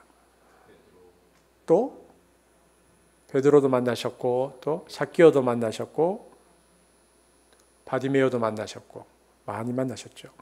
예수님이 공생애 동안 부서지고 상처받은 사람들을 많이 만나셨지만 이 여인처럼 공개적으로 그 치부가 드러나서 처참해진 사람을 만난 적은 없었습니다. 여인이 군중 앞에 세워졌다는 말은 더할 나위 없는 수치를 당했다는 뜻입니다. 여러분 아우구스티노스 들어보셨습니까? 아우구스티노스는 이 구절을 주석하면서요. 그래서 미세리아와 미세리코르디아가 만났다 이렇게 말했습니다. 이것을 번역하면 비참과 자비가 만났다. 비참은 여인을 가리키고요. 자비는 예수님을 가리킵니다. 비참과 자비의 만남. 이 본문을 통해서 생각하기를 우리가 이 본문을 보면서 나는 성범죄하고는 거리가 멀기 때문에 이런 상황이 비참과 자비의 만남까지는 아닌데 라고 생각하는 분이 있습니까? 여러분 그러나 그렇지 않습니다. 솔직히 우리 내면을 들여다보면 우리를 포함해서 너무나 많은 사람이 비참한 처지에서 신음하며 살아갑니다. 여러분 우리가 다 말을 하지 않지만 복잡한 가정사로 고통스럽게 사는 사람들이 얼마나 많습니까? 차마 말할 수 없습니다. 그리고 생각해 보면 내가 정말 비참하다는 생각이 듭니다. 경제적인 파탄을 겪고 빚더미에 눌려서 숨도 제대로 쉬지 못하고 사는 이들 얼마나 비참함을 느낍니까? 오랜 병석에서 자신은 물론이요 가족조차 암울하게 살 수밖에 없는 이들 마음은 어떨까요? 여러분 그리고 제가 언젠가 기회가 되어지면 다시 한번 설교하겠지만 가족 중에 만약 자살한 사람이 있었다면 어떻게 하겠습니까? 가족을 잃은 아픔도 힘든데 자살해서는 안 되고 자살은 죄라는 그 얘기 때문에 말도 못하고 그러한 생각 때문에 말도 못하고 끙끙 앓는 그 비참과 힘든 가운데 있는 사람들은 어떻게 살겠습니까? 가족들 가운데 동성애자들은 없을 것 같습니까? 그러나 차마 겉으로 말을 못하는 거죠. 그들은 어떻게 살아갈까요? 겉으로는 다 멀쩡하게 살아가지만 가족들과 자신의 아픔 때문에 말할 수 없는 비참한 상황 속에서 수많은 사람들이 고통스럽게 살아갑니다. 어떤 사람들은 그리고 또 어떤 사람들은 이 현장에 잡혀온 여인처럼 패배의식과 죄의식으로 인해서 나는 하나님의 사랑에 응할 수 없다. 나는 준비되지 못했다고 생각합니다. 그리고 이것이 최소한의 하나님 앞에서 예의의 자세라고 생각하면서 하나님의 크신 은혜보다는 우리의 실패와 사악함과 연약함에 초점을 맞추는 사람도 있습니다. 그리고는 비참의 한가운데서 매일매일 살아가는 것이죠. 하지만 여러분, 오늘 본문이 우리에게 뭐라고 말합니까? 나도 너를 정죄하지 않겠다. 여러분, 우리 삶 속에 아무리 힘든 순간이 올다 할지라도 그곳이 하나님의 임재하심을 소멸할 수 없습니다. 예수 그리스도의 보혈이 오늘 저와 여러분이 은혜의 보좌에 담대히 나아가서 힘이 들 때마다 힘이 되시는 하나님을 경험할 수 있도록 우리를 이끌 것입니다. 여러분, 어둠이 닥쳐오고 구름이 몰려오고 악의 그림자가 비춰지지만 하나님에 대한 우리의 믿음과 신뢰는 결코 요동치 않을 것이고 하나님은 그 와중에서도 우리의 삶 속에 구원을 마침내 이루어 내실 것입니다. 사단은 아마도 끝까지 우리의 죄를 들춰내겠죠. 그는 우리가 하나님 앞에 나갈 자격이 없다고 우리를 참소하겠죠. 그리고 하나님 앞에 나가려고 할 때마다 약점과 실패담을 들춰낼 것입니다. 너는 가늠한 여자야. 네가 어떻게 하나님께 나아가? 그러나 우리는 하나님 앞에 나아갈 자격이 있습니다. 왜냐하면 그것은 바로 예수 그리스도의 보혈의 공로 때문입니다. 나도 너를 정죄하지 않겠다. 예수 그리스도의 보혈은 오늘 이 시간 저와 여러분의 길을 새롭게 내실 것입니다. 우리의 힘든 상황에 도움을 주시는 하나님의 은혜와 하나님의 은혜의 자비를 얻기 위해 그의 보좌 앞에 담대히 나아가야 합니다. 여러분 보십시오. 예수님께서 제일 마지막에 뭐라고 마무리를 맺습니까? 나도 너를 정죄하지 않는다라고 말씀하신 다음 뭐라고 얘기하셨습니까? 이제부터는 다시는 죄를 짓지 말라. 나도 너를 정죄하지 않겠다는 말씀은 구원에 대한 말씀이고요. 이제부터 다시 죄를 짓지 말라는 말씀은 성화에 대한 말씀입니다. 예수님은 구원과 성화를 말씀하십니다. 주님이 여인에게 죄스러운 삶을 버리고 성화의 삶을 살라고 하신 것은 단순히 죄의 용서로 네 인생이 끝나는 것이 아니라 새 사람이 되어서 주님의 영광을 위해 살아가라는 뜻입니다. 그러나 여러분, 하루아침에 죄의 습관이나 흔적, 죄책에서 벗어난다는 것이 쉽지는 않을 것입니다. 그래서 때로는 그분을 만나 사귀기를 원하지만 그 사귐의 중간 가운데서도 때때로 죄의 힘에 굴복하지만 그러나 그때마다 우리를 일으켜 세우시고 깨끗이 씻어주시고 회복시켜주시고 우리가 죄의 힘에 넘어질 때마다 우리를 찾아와서 나도 너를 정죄하지 않는다. 이렇게 하시며 일으켜주시는 주님을 인해서 우리는 죄의 세력에 벗어나 성화의 길을 걸어갈 수 있는 것입니다. 빌립보서 1장 6절 읽겠습니다. 시작. 너희 안에서 착한 일을 시작하신 이가 그리스도 예수의 날까지 이루실 줄을 우리가 확신하노라. 예수님은 희망이라고 보이지 않는 공경에 처해 있는 이들에게 빛으로 오셔서 그들을 어둠에서 구해내시고 절망에서 희망으로 인도해내십니다. 저는 그때 그녀가 구원받았다고 생각합니다. 그렇게 생각한 이유는 그녀가 그리스도를 떠날 기회가 있었음에도 불구하고 떠나지 않았고요. 4절에서는 바리새인들이 예수님을 선생이라고 불렀는데 대조적으로 그 여인은 예수님을 요한복음 8장 11절에 보면 주님이라고 고백합니다. 대답하되 주여 없나이다. 말씀을 맺으려고 합니다. 여러분, 다 앞에 있는 말씀을 다 잊어버린다 할지라도요. 가만히 생각해 보면 저와 여러분들은 굽이굽이 지금까지 펼쳐진 삶의 여정에서 이미 이 비창과 자비를 경험한 이들입니다. 그 비창과 자비를 경험했기에 그 비창과 자비의 경험 속에 우리가 이곳에 있는 것이죠. 그리고 이 자리에 앉았을 때 주님은 우리에게 이렇게 말씀하십니다. 고린도후서 5장 17절 그런즉 누구든지 그리스도 안에 있으면 새로운 피조물이라. 이전 것은 지나갔으니 보라 새 것이 되었도다. 오늘 저와 여러분의 삶이 주님 안에서 새로운 삶이 되기를 주의 이름으로 축복합니다. 기도하시겠습니다.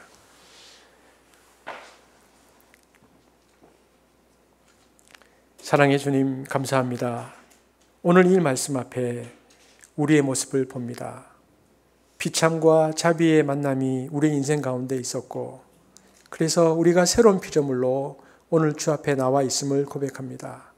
오늘도 나도 나를 너를 정죄하지 않겠다라는 예수 그리스도의 보혈의 그 능력이 우리로 하여금 담대히 주 앞에 나가게 하실 것을 믿습니다. 우리의 삶 속에 역사하시며 주와 동행하는 우리의 삶이 되도록 인도하여 주옵소서. 감사를 드리며 예수님의 이름으로 기도합니다. 아멘.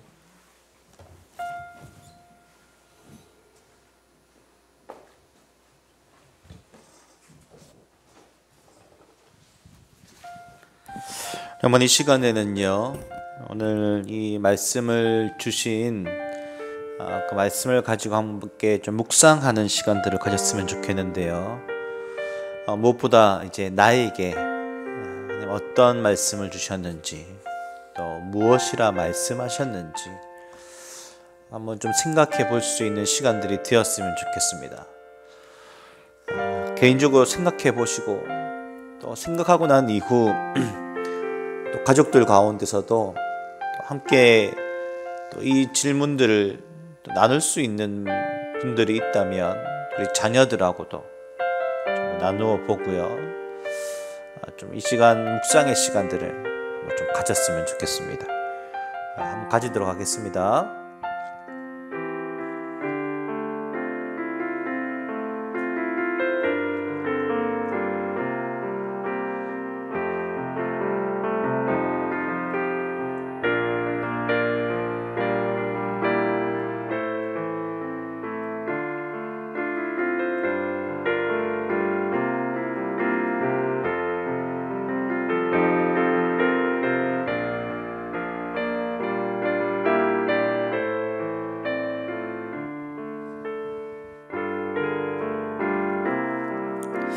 한번 이 시간이 말씀을 묵상하면서 우리 한번 이 찬양을 한번 좀 드렸으면 좋겠습니다. 하나님은 너를 만드신 분.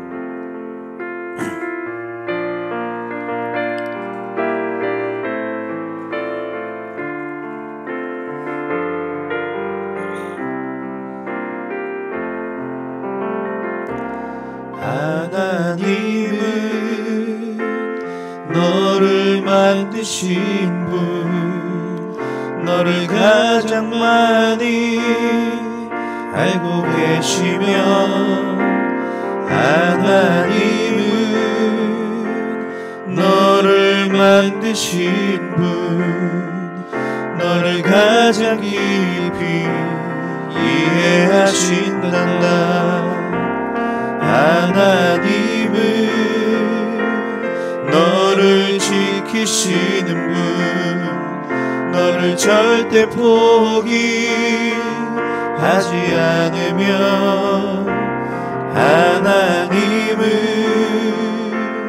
너를 지키시는 분, 너를 쉬지 않고 지켜보신단다. 그의 생각 셀 수 없고, 그의 자비 무궁하며, 그의 성실 날마다 새롭고, 그의 사랑 끝이 없다. 2절 하겠습니다. 하나님은 너를 원하시는 분, 이 세상 그 무엇 그 누구보다 하나님은 너를 원하시는 분, 너와 같이 있고 싶어 하신단다. 하나님은 너를 인도하는 분, 광야에서도 폭풍 중에도 하나님은 너를 인도하는 분, 푸른 초장으로 인도하신단다. 그의 생각 셀 수 없고, 그의 자비 무궁하며, 그의 성실 날마다 새롭고, 그의 사랑 끝이 없다. 그의 생각 셀 수 없고, 그의 생각 셀 수 없고, 그의 자비 무궁하며, 그의 성실 날마다 새롭고, 그의 사랑 끝이 없단다. 아멘. 시간 이제 헌금을 드리도록 하겠습니다. 우리 주께 드리네 우리 찬양 드리면서 헌금 드리도록 하겠습니다.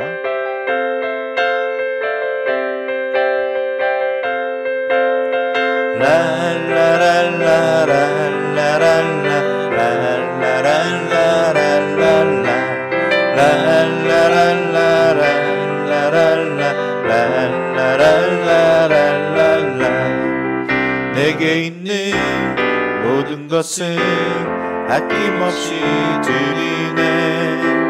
세상 모든 것 다 변해도 변하지 않는 주의 사랑, 주의 크신 은혜 우리에게 주시고 저희로 날마다 찬송하게 하소서.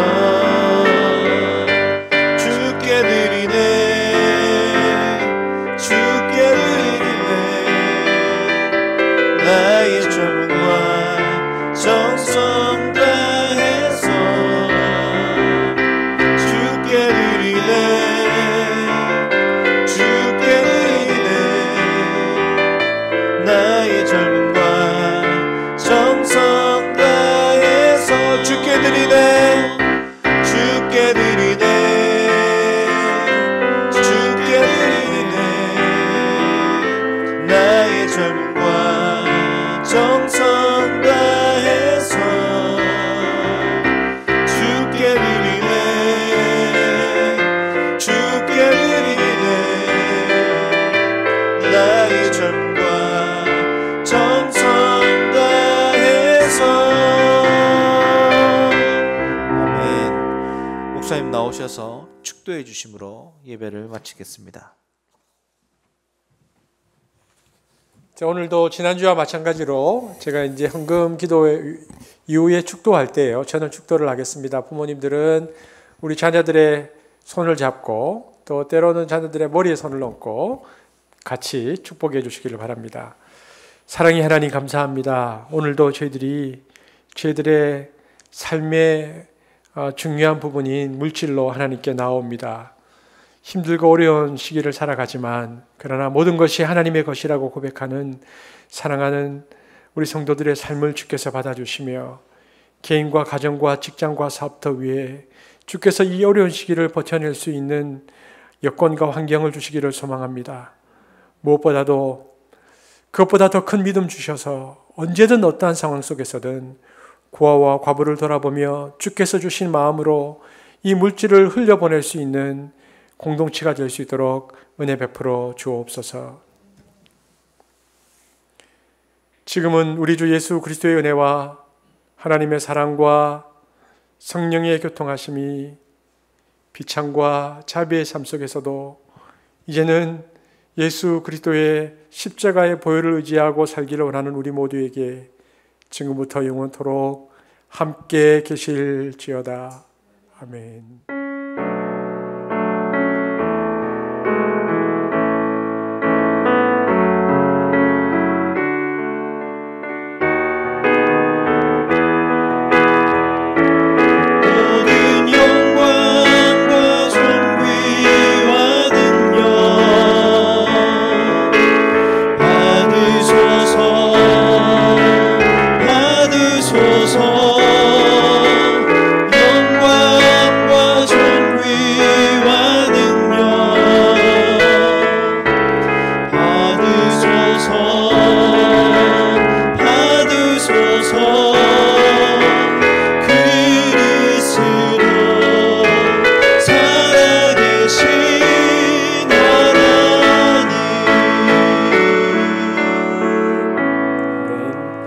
예배를 마쳤습니다. 굉장히 중요한 시간이죠. 퀴즈 시간입니다. 자, 오늘은 어떤 분에게 퀴즈를 낼까? 자기 생각에 자기가 이쁘다고 생각하시는 분들, 본인이 이쁘다고 생각하시는 분들이 이제 답을 하시면 된다라고 하려고 했으나 김태형 목사님이 굉장히 곤란할 거라는 생각이 들어서요.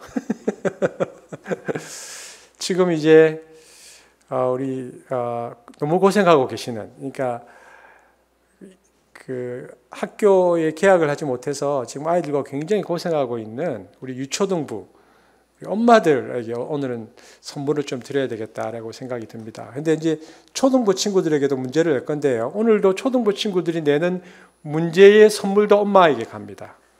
엄마를 위하려고 하면 꼭 답을 잘 하셔야 됩니다. 자, 초등부 친구들에게 먼저 문제를 냅니다. 예수님은 바닥에 몇 번 글을 쓰셨나요? 자, 두 번째입니다. 저 이제 그 해당되는 우리 유초등부 어머니들에게 얘기합니다. 그래도 조금 어렵게 내야죠. 아우구스티누스는 오늘 본문을 무엇과 무엇의 만남이라고 했습니까? 무엇과 무엇. 자, 내시면 주시면 이제 오늘은 그 어머니들을 격려하려는 의미니까요. 많이 참여하셔서 격려 받으시길 바랍니다. 우리 김태형 목사님 나오시겠습니다.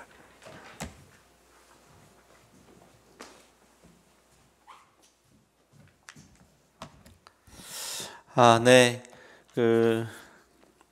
오늘은 뭐 특별한 소식보다는요, 또 지난주 저희 함께 기도했던 그 진흥모 집사님의 아버님은 또 많이 완쾌되셔서 일반 병실로 옮겼다는 소식을 전해드리고요. 특별히 이제 저희가 공식적으로 이제 다음 주일까지 이제 영상 예배를 드리고 그 이후의 내용들은 또 저희들이 바로 다 모일 수는 없을 테니까요. 정해지는 부분들은 정해지는 대로 바로바로 저희들이 또 다시 공지를 드릴 수 있도록 하겠습니다. 그리고 다음 주일이 이제 5월 달이죠. 그래서 5월 달은 첫 주는 저희가 이제 가정의 주일로 가지려고 합니다. 그리고 둘째 주일은 스승의 주일로 이제 가지려고 하니까요. 여러분 많이 또 관심을 가져주시고 이 일들, 특별히 5월은 가정의 달이니까 여러분 많은 준비들을 저희들 또한 하고 있습니다. 이 가정의 달에 정말 한수비 무엇을 해야 더 기뻐할 일인지 고민하고 있으니까요. 많이 기도해 주시고 또 이 영상 예배가 잘 될 수 있도록 수고해 주시는 모든 분들을 위해서도 많이 기도해 주시기를 바랍니다. 네, 오늘도 예배를 마쳤습니다. 네, 수고하셨습니다. 진행이 마음대로 안 되시나? 네, 쉽지 않네요. 그래도 언제든지 여러분과 함께합니다. 태호 선생님, 지금 저희가 뭐 하러 왔죠? 뭐 하러 왔을까요? 참. 우리 친구들, 우리 중고등부 친구들 만나러 왔죠. 만나러 왔군요. 네, 우리 태 브라더스. 네. 여러분 오늘 또 친구들 만나고 해서 어때? 회사님 좀 기분 어떠세요? 지금 최상입니다. 최상. 저도 너무 좋은데요. 친구들 얼굴 오랜만에 보니까 너무 기분이 좋네요. 네, 끝.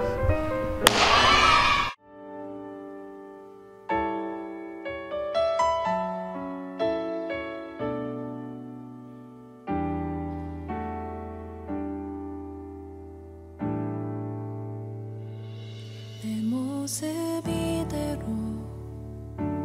사랑하시네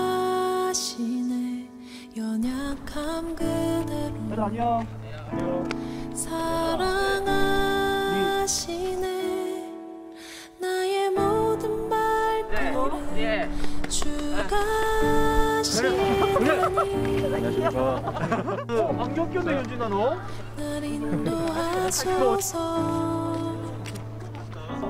내 모습 이대로 사랑하시네 연약함 그대로 사랑하시네 나의 모든 발걸음 주가 시나니 잘 지냈어? 날 인도하소서 주의 날개 아래 가는 것 안 듣는다고? 주의 인자 안에 거하는 것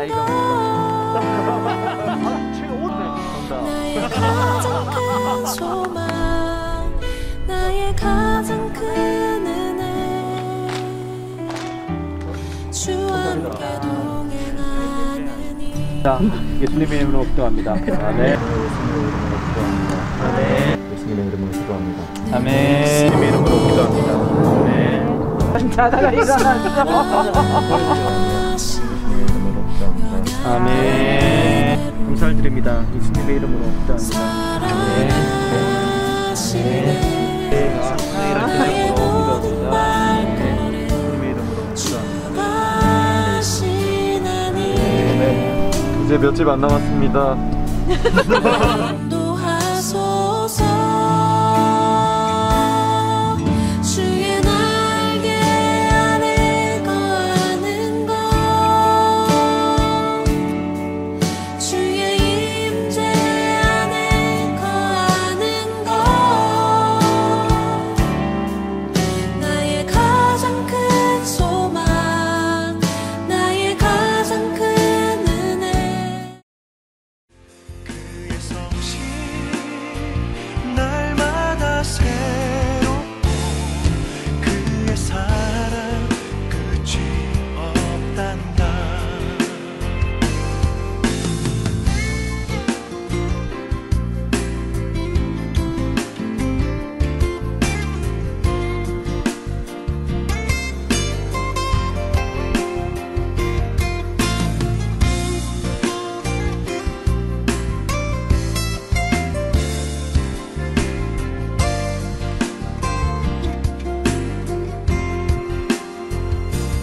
하나님은 너를 원하시는 분, 이 세상 그 무엇 그 누구보다.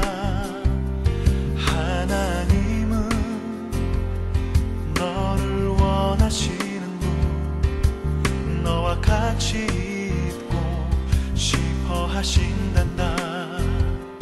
하나님은 너를 인도하는 분, 광야에서도 폭풍 중에도. 하나님은 너를 인도하는 분, 푸른 초장으로 인도하신